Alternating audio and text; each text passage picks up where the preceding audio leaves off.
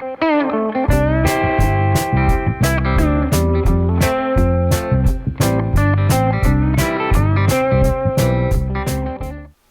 guys, Ali Pierce at the ranch, taking it easy. I actually have a drink here. Kevin said I can't show it to you.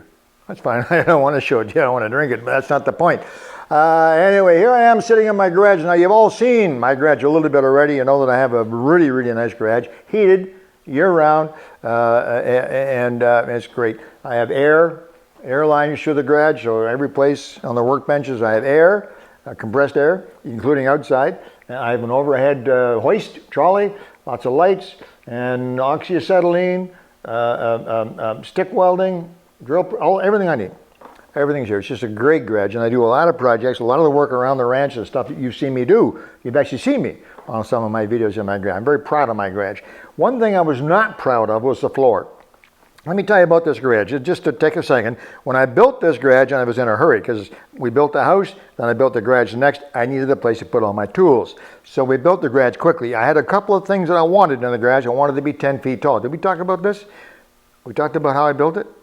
Was the cement blocks? I wanted the ceiling to be 10 feet tall. Now that's hard to do because in order to make a building 10 feet tall, you have to use 10-foot studs, 10-foot 2x4s. Or 2x6s. They're expensive as the devil. Standard stud length, 96 and whatever it is inches long, 95 and 3/8 inches long. They're cheap. They're cheap. But when you say, okay, I want 10 foot, the price goes crazy.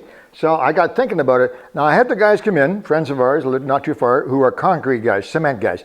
I had them come in. We put down a lot of cement here on the original ground, original grade. Packed the devil out of it, wet it down, packed it again, so I have a really good base. Then I had them put, I think it's 6 inches of a cement floor with reinforcing. So the cement floor is great. And then I wanted to have a 10-foot building on it. So what I said was, these guys are good with cement blocks. So I said, put 3 rows of cement blocks. You see it? 3 rows of cement blocks. Now 3 rows of cement blocks is 2 feet, 24 inches from the cement floor up to that 2x6, 24 inches, 2 feet, okay? I had them put a 2-foot block wall all the way around. Not in front of the roll-up door or the man door, but everywhere else a 2-foot wall, okay? Then I put a 2x6 pressure-treated plate on top of that block wall, and I built a standard 8-foot garage. Obviously, 2 feet with an 8-foot, I got a 10-foot garage, and it was cheaper than buying the wood to build it. Anyway, just a tip. I don't know if it'll work for you in your area. Maybe the prices are different, but it was great. Now it's nice to have that cement block down there because the cement block doesn't rot. It doesn't get banged and break down or anything else. It's been really good. However, the floor was a bit of an issue. I've had this almost 20 years now. 20 years. We built this in 2000. And the fellows came to me and said, do you want the floor planed and sealed?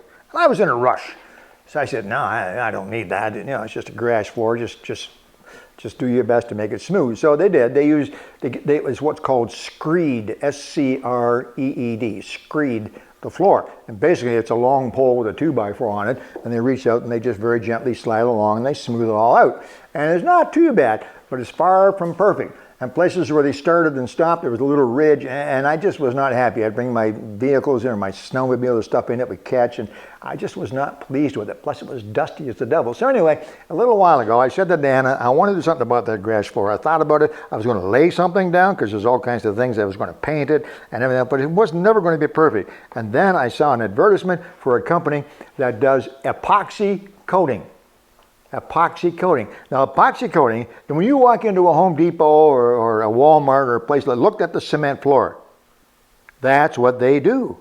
And look at a Home Depot washroom, and that's what you look down, you'll see that. You probably never do that. Look at the floor. That's what they do. So I called these guys. They come up. They took a look at it. They said, it's going to cost you this. I said, no way. I'm not paying that. So then they said, well, we could do it for this. And I said, I'd pay, you know, the routine, the cash, the whole thing. I don't need a receipt. Make the floor nice. And eventually we came to a price that I thought was pretty reasonable. And they came up one day. You with me on this? One day. Okay. They came in the morning and they had like a sand, we'll call it a sander, but it was a grinder. And about this big around with 3 pads on it with carbide or diamond tips on this spun around. They made this floor flat. Took all the bumps out, the cracks, they filled the cracks. The floor was perfect. Cement, still cement, but perfectly smooth. I have some pictures. Kevin's going to post them on there. And then they did after they cleaned it off, because they washed it and vacuumed it and cleaned it all off. And then they put on the epoxy. And the epoxy it's a two-step process. They put on a coating, which I think is the same stuff, but it's sort of like the first coating. I don't know if it sinks in the cement or not. But anyway, put the first coating on, let that sit for, I think it was 3 to 4 hours, and they came back and did the final coat. And this is the result. Now, one more thing they did for me, and the guy asked me, I never thought of it. What do I know about? And he said, do you want us to make the floor non-slip? Hey, this is a garage. Sometimes you drop oil or soap or other things onto the floor. And I'm old. You know, I don't slip more than other people. Well, I slip more than young people. But anyway, sometimes I slip. Now, if I slip and fall down, it's going to hurt like the devil. And so, yeah. So, and that second coating, they put grit into it. Kind of like, I don't know what it is, sand or some kind of grit, carbide. And they sprinkle that in and make the floor. It looks glossy. It looks slippery, but it isn't. It's just great. Anyway, just a tip.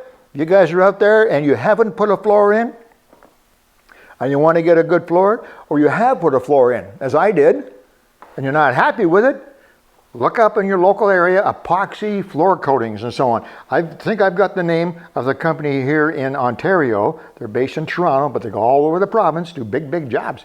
And I'll put that name on the video if I can find it, and you'll see it on there. But just go to your yellow pages.